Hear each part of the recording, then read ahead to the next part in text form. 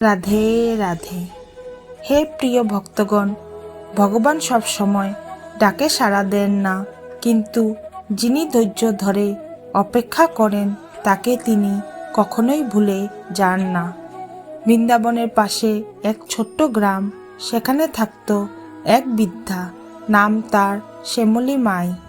প্রতিদিন ভোরে সে মন্দিরের সামনে বসে থাকত। হাতে থাকতো না ফুল, না থাকতো ধূপ বা প্রদীপ। সে শুধু বসে থাকতো চোখ বন্ধ করে। লোকেরা জিজ্ঞেস করত, মা তুমি কিছু চাও না? শ্যামলী মাই হালকা হেসে বলতো, আমি শুধু অপেক্ষা করি। দিন যায়, মাস যায়, একদিন খরা পড়ল গ্রামে। জল নেই, ফসল নেই, সবাই ব্যস্ত হয়ে পড়ল নিজের দুঃখে। কিন্তু শ্যামলী মাই প্রতিদিনের মতো মন্দিরের সামনে এসে বসত। এক সন্ধ্যায় এক বালক এসে জিজ্ঞেস করলো, ঠাকুমা তুমি এখনো অপেক্ষা করছো?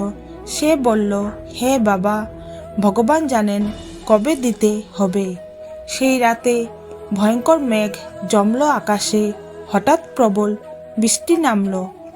সকালে দেখা গেল শুকনো পুকুরে জল, খেতে সবুজ অঙ্কুর। গ্রামের সবাই ছুটে এলো মন্দিরে।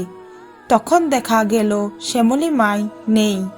তার বসার জায়গায় একটি তুলসী পাতা, আর পাশে লেখা, অপেক্ষায় ছিল আমার প্রার্থনা। মন্দিরের শ্রীকৃষ্ণর বিগ্রহের মুখে সেদিন এক অপার্থিব শান্তি।